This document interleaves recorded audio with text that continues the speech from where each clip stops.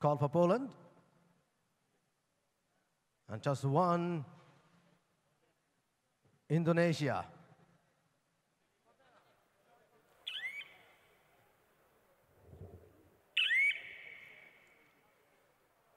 Chosen the raid first. And now the time to go back commentary box. They're ready.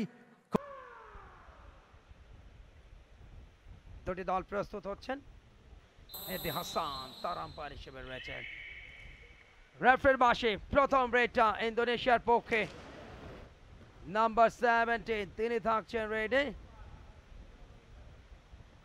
Left কর্নারে block লাইনের ভেতরে পাটা। প্রথম point পেয়ে গেছে ইন্দোনেশিয়া।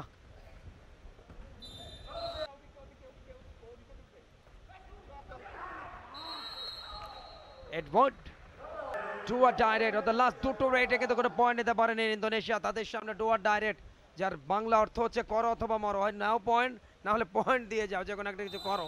বাট পয়েন্ট পেয়েছেন। টেকনিক এবং পাওয়ারের কাছে হার মেনেছে দলটা। নাম্বার 8 এটি তার ফার্স্ট সেকেন্ড রেড।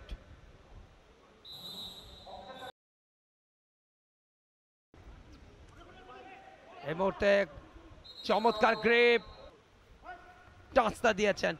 প্রতি আক্রমণ পোল্যান্ড দলের রেডে কিন্তু মারাত্মক ধরনের দুর্বলতা আমরা লক্ষ্য করছি।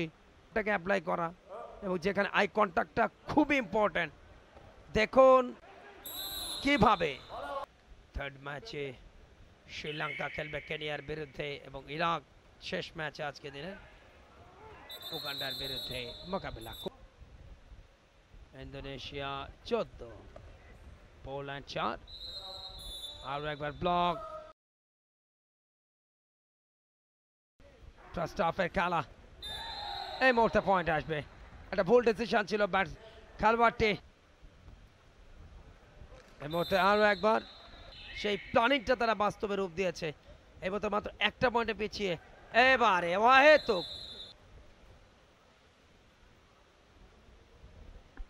প্রথমার্ধের খেলা আস্তে আস্তে কিন্তু শেষের দিকে যাচ্ছে। অন্যান্য ডিসিপ্লিনে তারা অনেক বেটার, বাট কাবাডিটাও সেখানে পৌঁছে গেছে, সেটাই হচ্ছে সবচেয়ে বড় কথা। যে পোল্যান্ডের মতো জায়গায় বলতে বলতে আরও একজন আউট হয়ে যাচ্ছেন, কিন্তু ব্যর্থ হয়েছেন, নিজে আউট হয়ে যাচ্ছেন।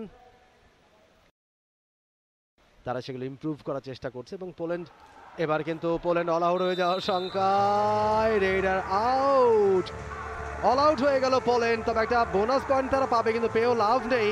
All out Poland, bonus point for raid for Team Indonesia.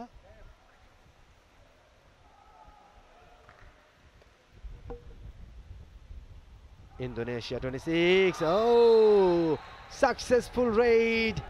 Excellent performance. Excellent performance.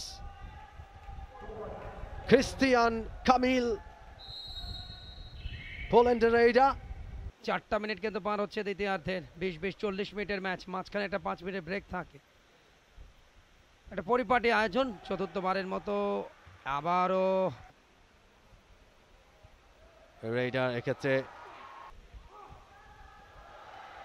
23, Poland Indonesia 30। Poland 24, Indonesia 31। দ্বিতীয়ার্ধের খেলা এগিয়ে।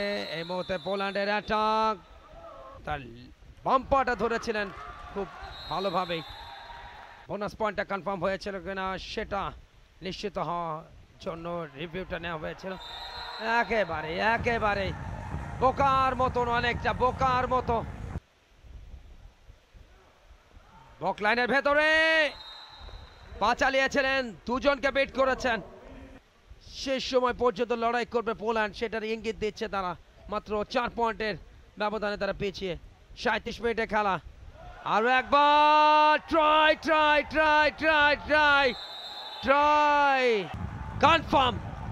একেবারে রেসলিং এর স্টাইলে ব্লকটা করে ফেললেন। ছুটে যেতে চাইলেও সুযোগ ছিল না।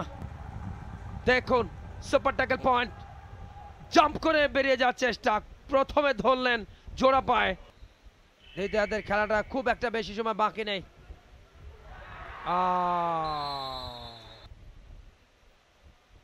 মাত্র একজন ইন্দোনেশিয়ার কোর্টে, দুজন সুপার ট্যাকেল নিতে পারবেন কিনা, পারলেন না। অহেতুক রিস্ক নিলেন এবং সেখানে কাটা পড়লেন, অর্থাৎ আরো একটা পয়েন্ট গেল ইন্দোনেশিয়া। 41। শেষ একটা মিনিট, একেবারে আত্মসমর্পণ নাম্বার 10।